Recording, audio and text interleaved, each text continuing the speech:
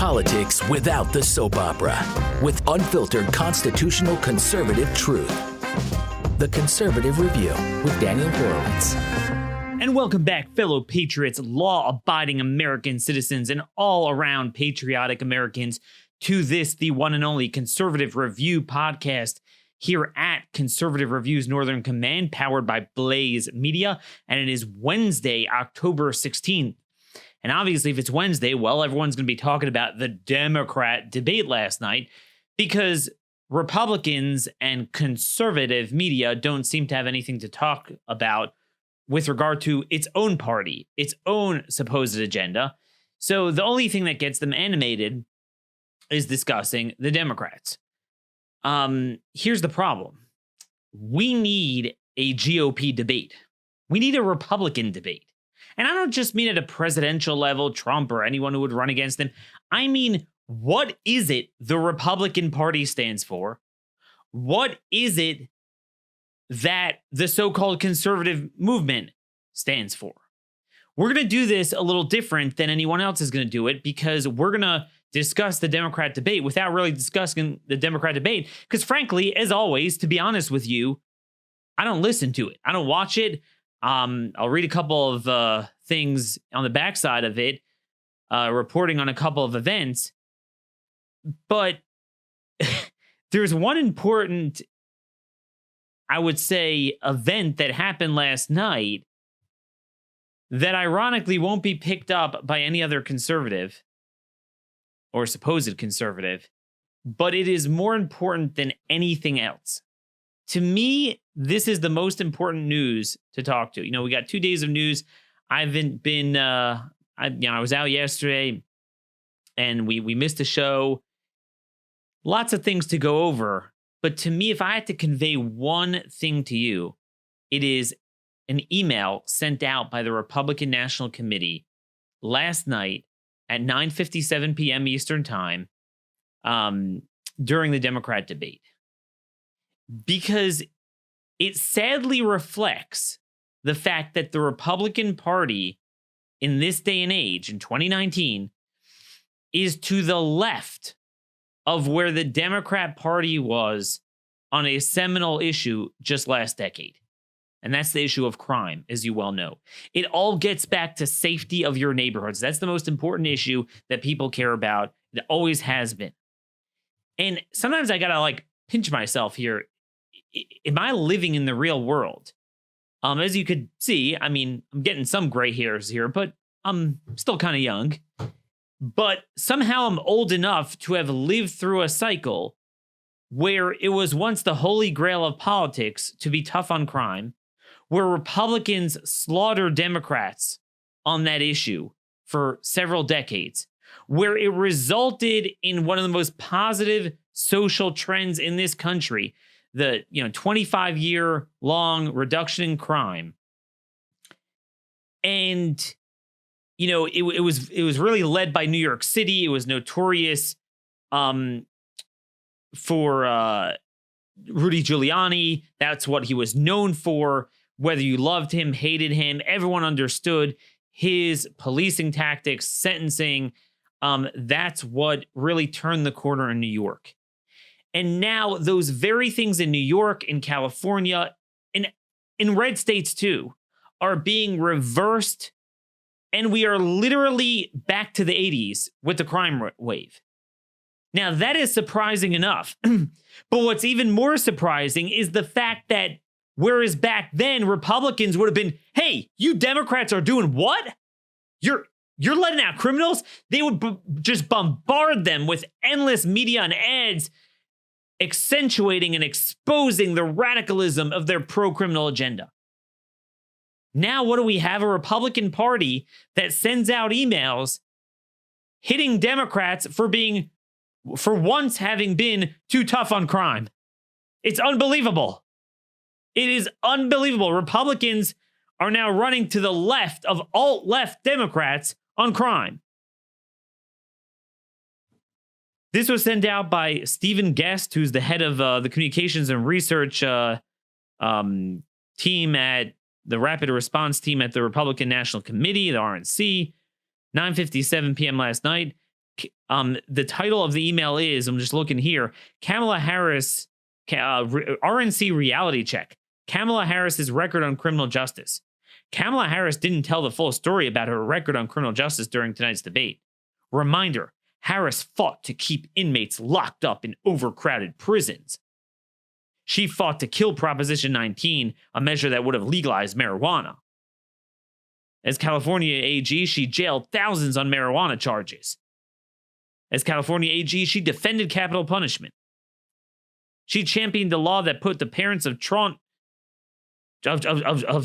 kids in jail, but as a candidate for president, she has been caught trying to cover up her record on truancy.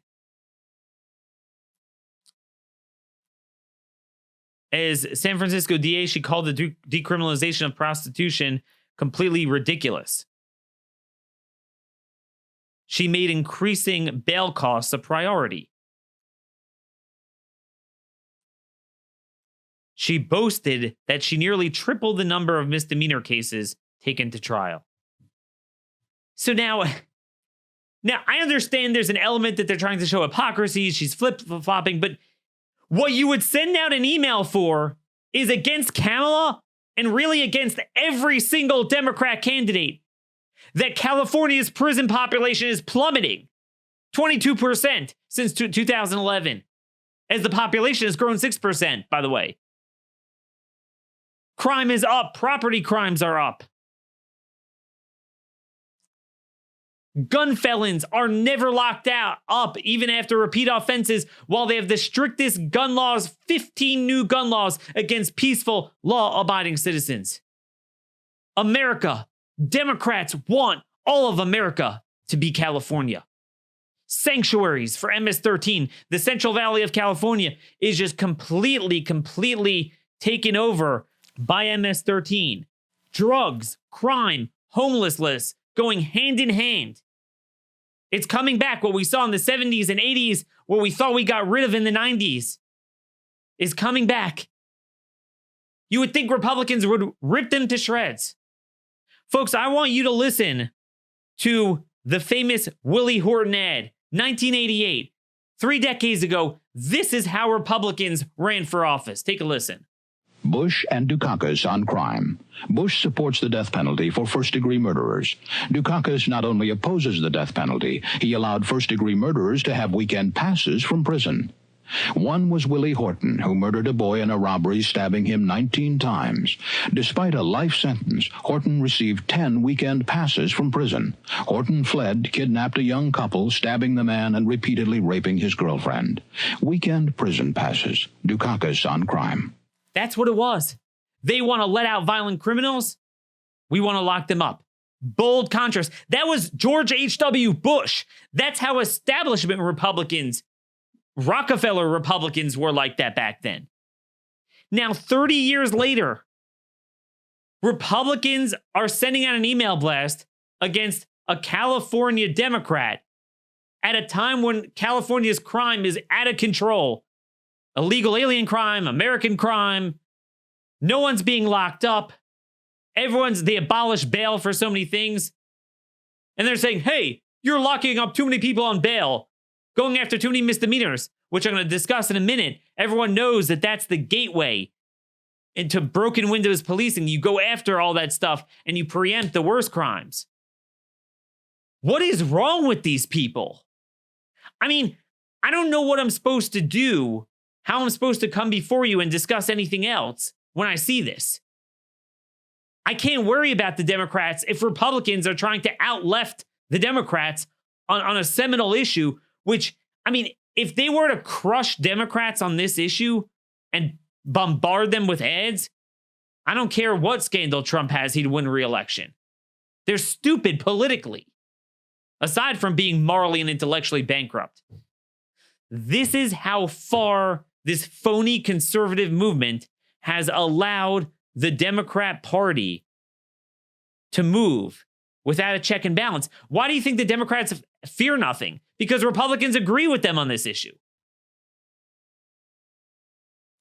Let's unpack this one by one.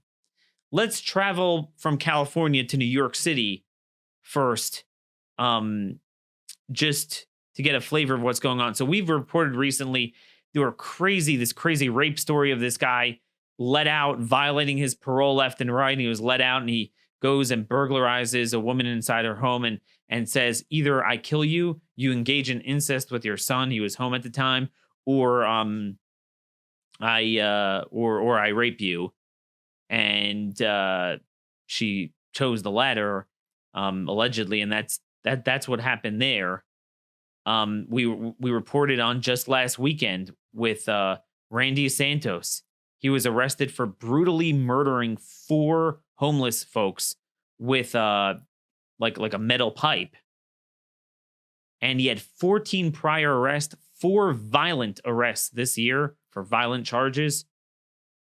He wasn't locked up.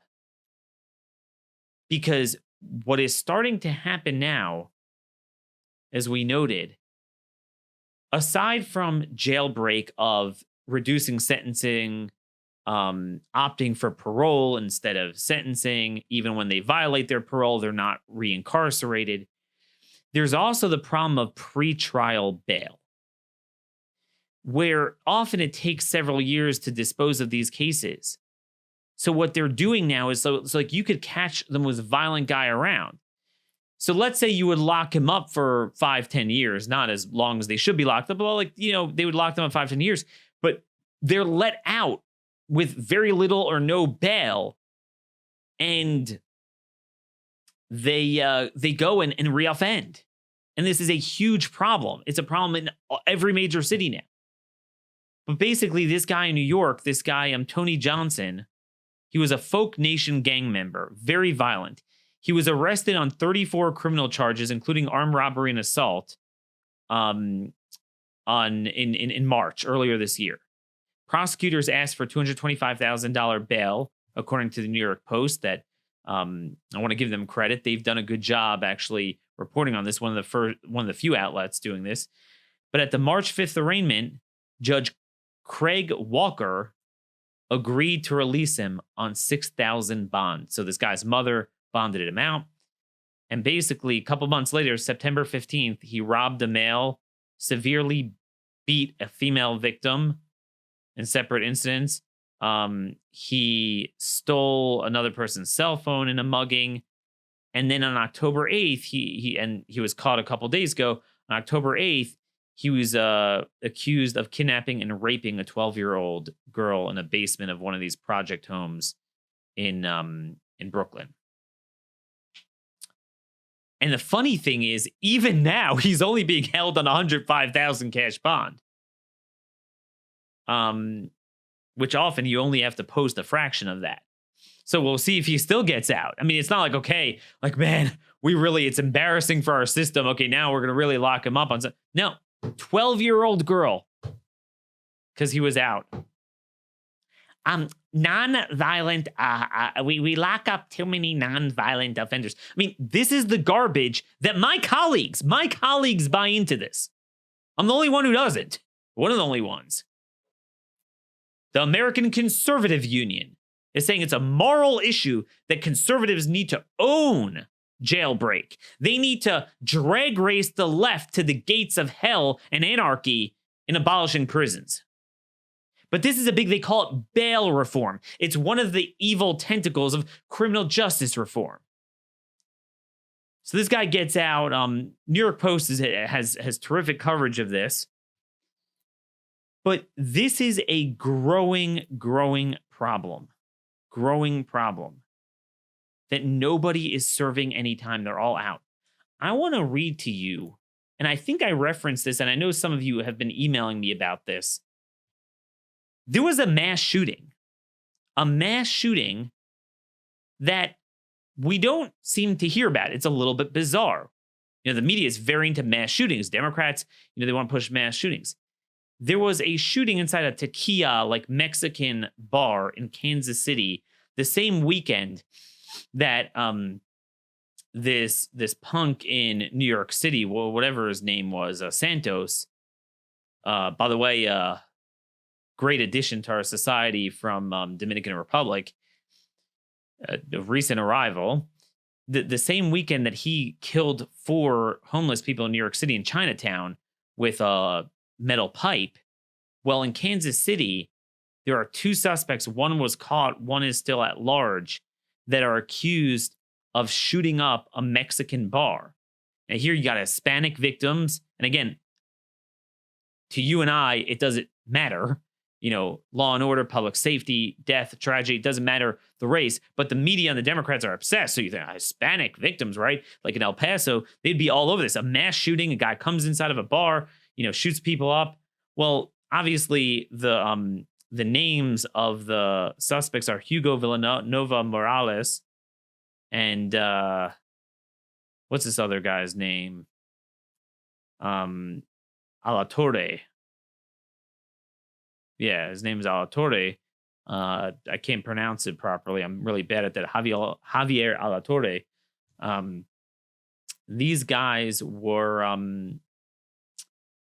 accused. So right away, given who they are, it doesn't fit the narrative.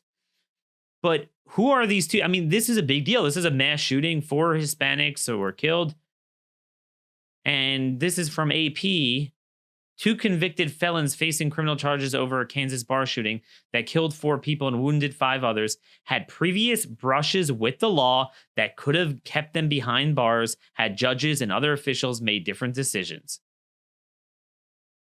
And they go on to say that basically Hugo Villanova Morales, 29, had been caught with synthetic marijuana during a stretch of more than 4 years in state prison for robbery and had been released by the time he was sentenced for trafficking contraband. The judge could have sent him back to prison for 9 years, but instead put him on 3 years probation. Villanova Morales violated probation by testing positive for marijuana use in September. It was 2 weeks before the shooting, and agreed to serve 2 days in jail. And he was let out. Villanova Morales left the jail in neighboring Leavenworth County on September 29th, a week before police say he caused a disturbance at the bar and returned with 23-year-old Javier Alatorre to shoot it up.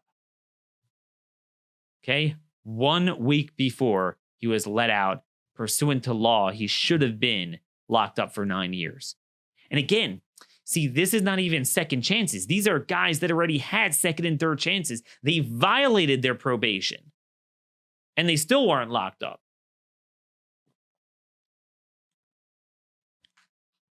Who's the other guy? Alatorre also had been released from jail in September across the state line, Jackson County, Missouri, where he still faces charges for fleeing from police in a stolen vehicle. A judge released him on his own recognizance after his attorney sought to have his bail lowered. There you go. Probation is the most common result in Kansas for a conviction involving trafficking in persons or jails, imposed nearly 66% of the time over the past 3 years. Okay, this is Missouri. What, Trump pretty much won every single county except for 2 or 3? The charges Alatorre faced in Missouri were run-of-the-mill felony cases, according to Rodney Uphoff, a law professor of the University of Missouri's flagship campus in Columbia. And basically, both Villanova Morales and Alatorre now face 4 counts of first-degree murder. Authorities arrested Alatorre hours after the shooting, but the other guy is still armed and dangerous and is on the run. And there you go.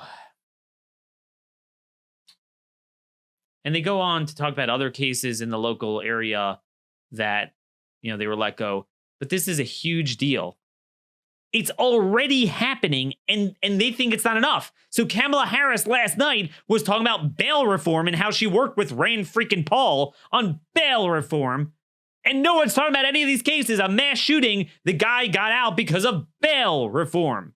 Or even without the official reform, in statute, they're doing it, the judges are doing it anyway, as was the case in New York.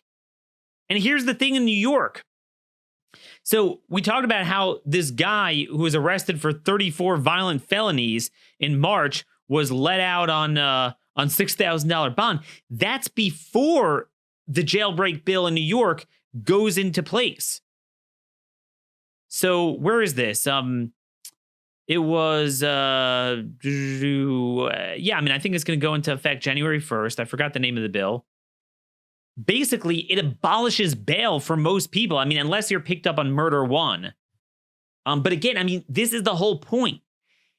Before they commit murder one, it's going to be assault, it's going to be second-degree robbery, it's going to be trespassing, stolen vehicles, burglary, driving offenses, dangerous driving offenses, obviously drugs. This is what they're caught on. And this guy was a gang member. He fit the profile. It's not like, oh yeah, some homeless guy on the street just couldn't help himself, caught with some drugs. We're not talking about that. So no more cash bail. And guess what?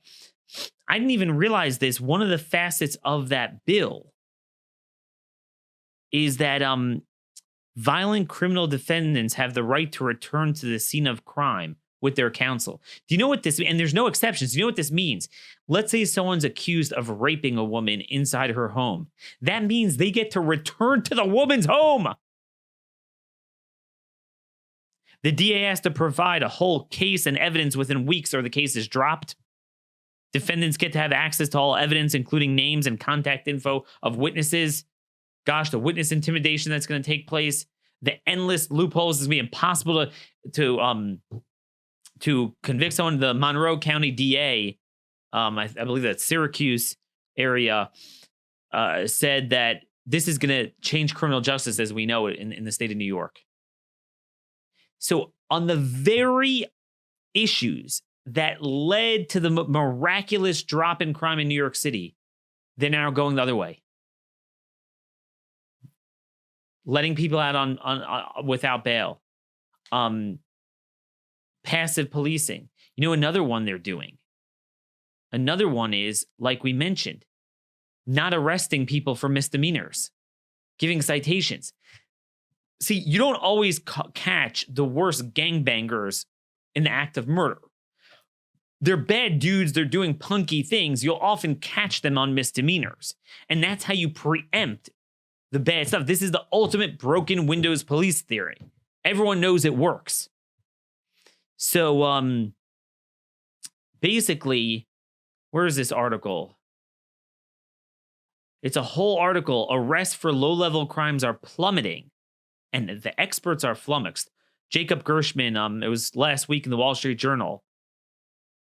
I'm reading from MSN.com, but this is a Wall Street Journal article. Major police departments around the country are arresting fewer people for minor crimes, according to a growing body of criminal justice data. New York City's misdemeanor arrest totals have fallen by half since peaking in 2010, with rates of black arrests sinking to their lowest point since 1990. Do you know what 1990 is? That's back to Mayor Dinkins. I mean, I thought we all agreed we were going to move on from that.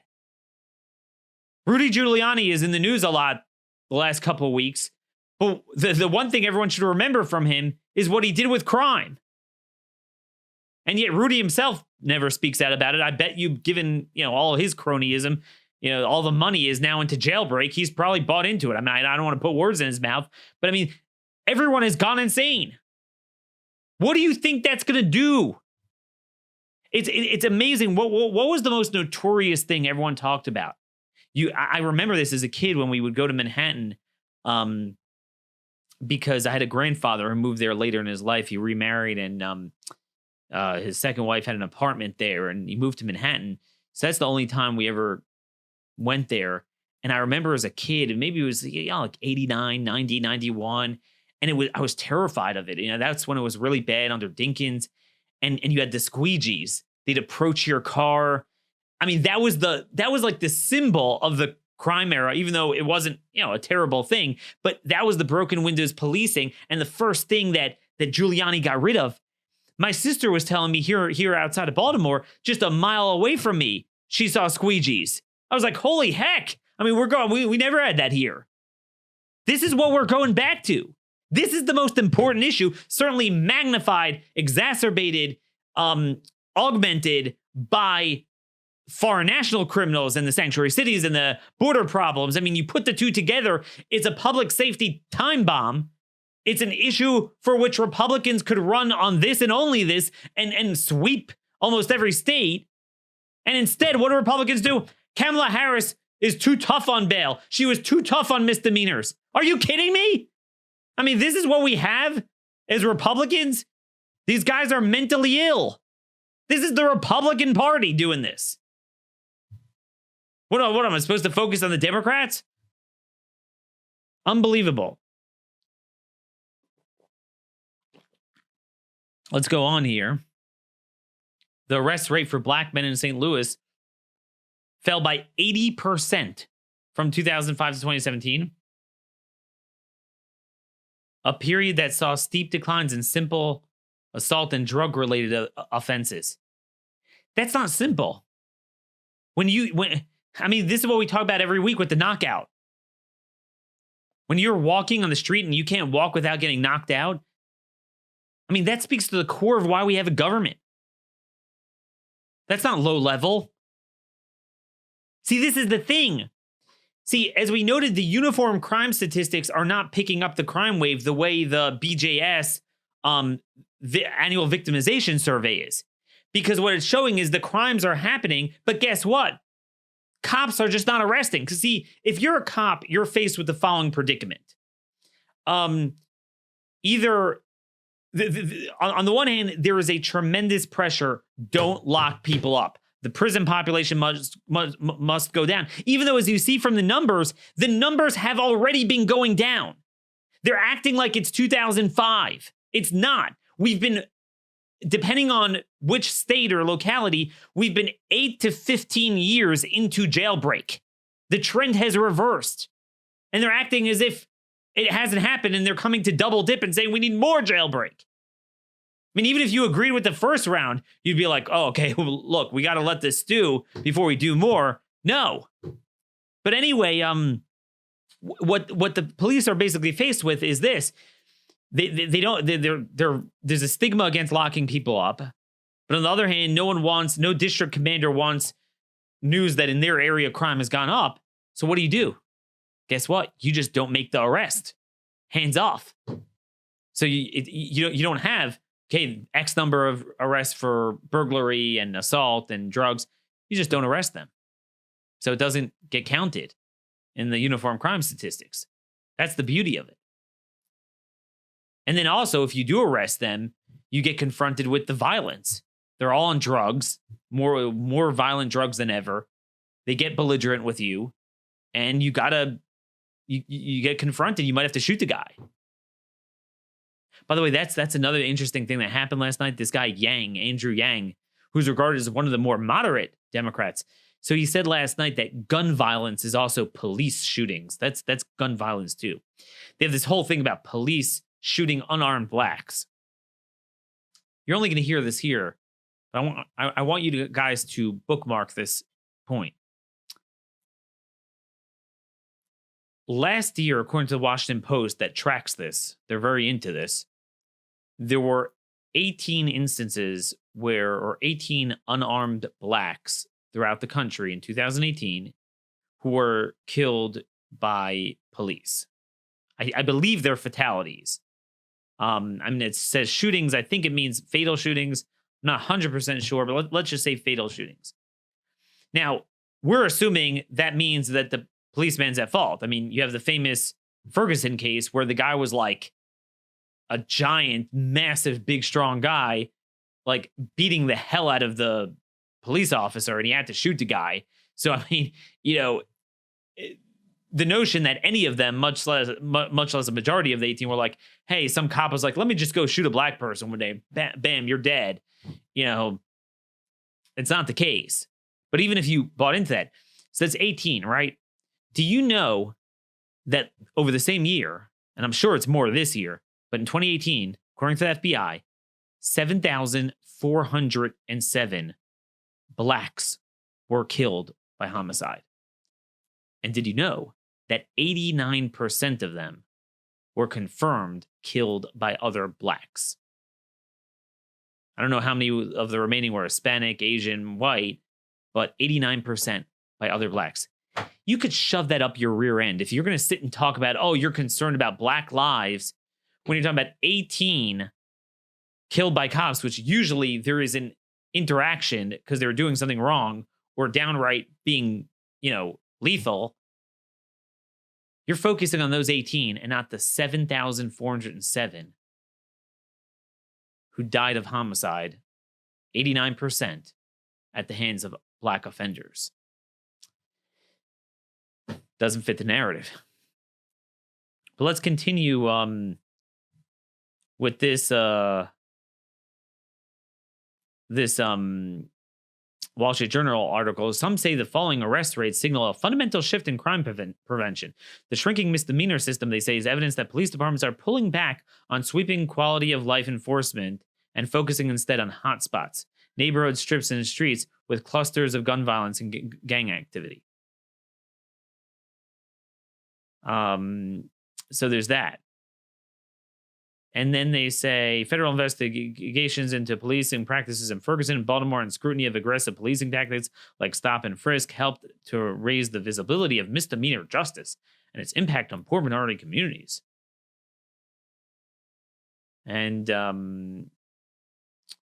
most defendants charged with petty offenses serve little or no time behind bars, but pay court fines and fees or get their cases conditionally dismissed. See, the thing is, if that were the only problem, it would be one thing, but it's not. As we report here every day, you have the most violent guys around that don't serve a day in jail. Repeat offenders, too. Let's see where this is. A December report by the Public Policy Institute of California found that misdemeanor rates in California declined by close to 60% between 1989 and 2016. So there you have it with that. And yeah, I mean, basically we are headed back to the 1980s. In some cities, like oh, whoops. Okay, let me just go back up here. Compared with the felony system, misdemeanor enforcement is much less sensitive to actual crime rates and more influenced by changing political and cultural winds, says Alexandra Nadapoff, a University of California Irvine law professor. So there's your answer. It's all the way at the end of the article. That's the truth. I mean, felonies also, there's many ways we just discussed. They let them out on, pretrial bond, lower the bail. There's a lot of things, but it's more subject to statute. But misdemeanor, they have much more discretion, where if the political winds from the political class are as such, they just won't arrest for that anymore. Former New York City Police Commissioner William Bratton likened the broken windows policing of misdemeanors to cancer chemotherapy. It was tough medicine the city needed when crime, fear, and disorder were rampant. He said the aggressive treatment really helped the patient to get better. Well, there you go. In some cities like Seattle, progressive prosecutors have helped steepen the decline. City Attorney Peter Holmes has sought to curb law enforcement actions against lower-level street crimes, declining to prosecute homeless and mentally ill people for loitering, public urination, or open drug use, and trying to steer them into social counseling services. Folks, do you want to know what's happening here? You want to talk about the homeless problem? Suddenly, the last couple of years, we've been hearing, certainly the last year or so, this acceleration of the homeless problem, particularly in the West Coast, but it's certainly in New York City as well. Okay, what is going on with that? Okay, where is this coming from? I want to read to you here an article about Fresno, California, Fox 26. This is brand new article from this morning. Let's be honest with the people. Let's be honest with the people because the people are not being told the truth. The truth, Fresno Council member Gary Breedfeld says, is this: homelessness is not a house crisis. It is a drug, criminal, and mental health crisis. There you go. Matt Dildine says the addiction to drugs, most often meth, is what leads a person to lose everything. They're not just homeless because there's a lack of affordable housing. They're homeless because they can't properly function anymore. The criminal component of homelessness Greenfeld says boils down to bad laws being passed, like Proposition 47, which reduce some felonies to misdemeanors. And then the misdemeanors we don't arrest. You can go into a Walmart and steal $900 and walk out of the store. You don't go to jail anymore. He says there's also AB 109, the transfer of convicted felons from state care to county care. In addition, there's Prop 57, which grants the early release of nonviolent inmates who are, of course, are violent. They're sex traffickers, drug traffickers, rapists, abusive spouses, even drive-by shooters, and are now nonviolent offenders. But violence is what's happening all around the city of Fresno, and Police Chief Andy Hall says it's because no one is paying attention to mental health, the third component of homelessness, according to the city. Out of every 3 calls, emergency calls that my officers respond to are mental illness related. But notice there's the jailbreak in there as well. Breedfeld says the U.S. laws that the laws in California, man, this article is full of typos, but is what drives the homeless population to what it is, and why half of the entire U.S. homeless population lives here, I guess, meaning in California. So there you have it, folks. There you have it. Think about it. Drugs. Well, where's the drugs coming from? Well, we spoke about that on Monday. Drugs is all about violent offenders. Guess which violent offenders? Criminal aliens, the border, cartels. So you mix the two, it's lethal. Open borders, sanctuaries, jailbreak. That's the triple crown of anarchy in a society. There you have it. There's nothing left. We are completely screwed as a people. This is all going on in California, and Republicans are acting like, you're too tough. They should have detailed all of this.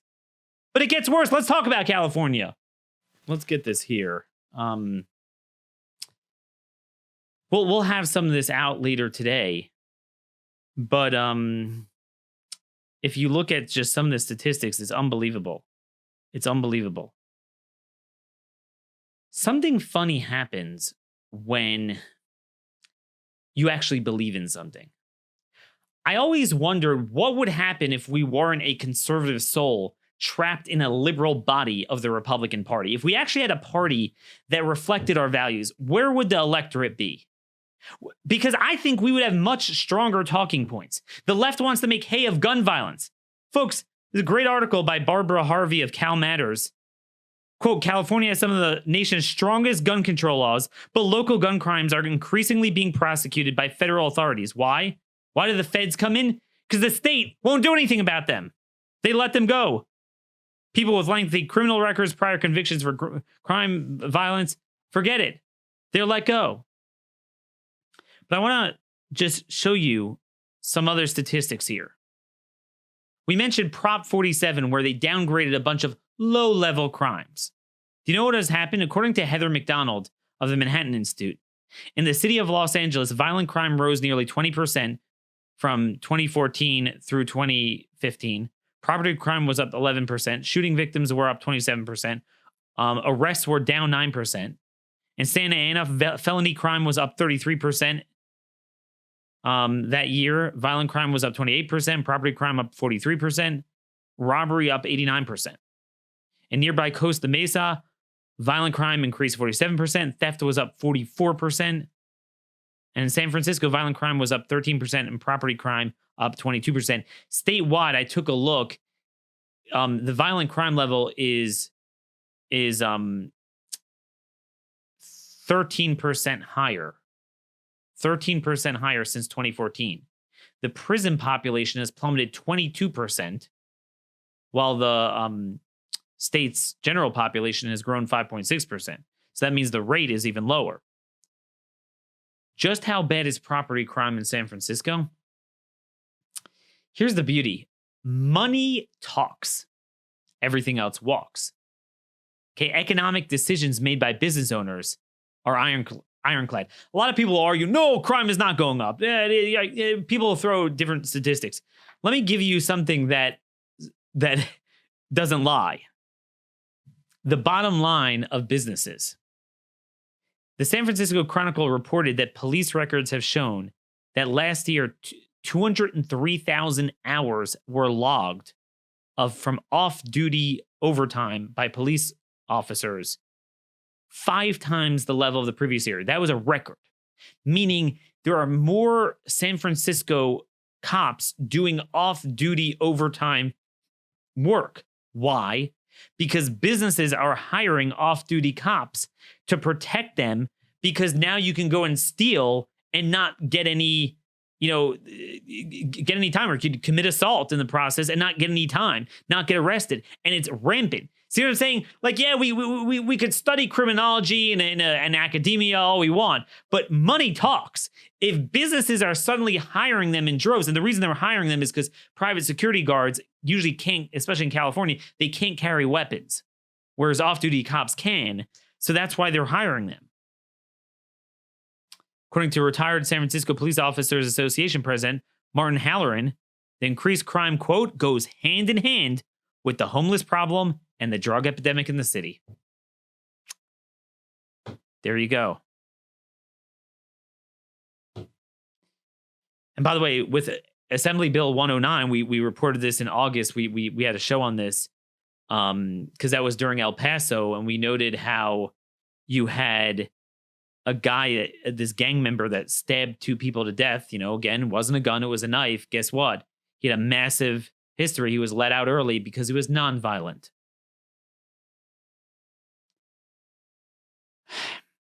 In 2001, there was a Supreme Court case named Brown v. Plata. The Supreme Court mandated that California basically let out 30,000 prisoners because they said there's overcrowding and it violates the 8th Amendment's cruel and unusual punishment. Scalia called it, quote, perhaps the most radical injunction issued by a court in our nation's history. He noted that any sane court would, quote, bend every effort to read the law in such a way as to avoid that outrageous result. Alito predicted a grim roster of victims, which you're certainly seeing. And yet, friends, we have Republicans who are now taking that reality and saying it's not enough. Saying Kamala Harris was not liberal enough in California on jailbreak. You tell me how we recover as a nation if we have a Republican Party that thinks that way. Email me, dhorowitz@blazemedia.com. Tweet me at rmconservative. Subscribe to our YouTube channel, Conservative Review. Like our videos. Leave a comment. Let me know. Where do I go from here? If we have Democrats that want to let out violent criminals, we have Republicans who want to let out violent criminals, where does that leave us?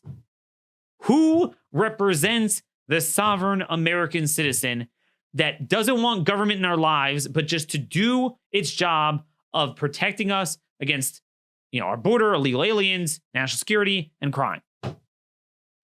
Don't we matter? Isn't that a constituency? Well, I guess we just don't have enough money. We just don't matter.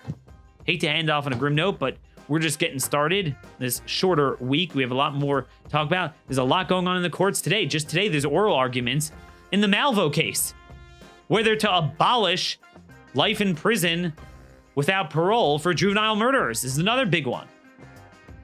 And as we noted on our Friday show with Josh Hammer, we can't say with full confidence where Roberts, Kavanaugh, and Gorsuch are going to be on something that simple. We know where Alito and Thomas are, but that's about it. So we have a lot more going on in the courts. We have more on Turkey and Erdogan I want to talk about. Again, our thesis on Syria is right. It's just that it's frustrating because Trump has always been weak on Erdogan. It's a glass jaw we don't need and shouldn't have. Trump should be able to jujitsu this. But we'll talk about that a little bit more tomorrow. Till then, thank you for listening. Remain vigilant, remain safe, keep the faith.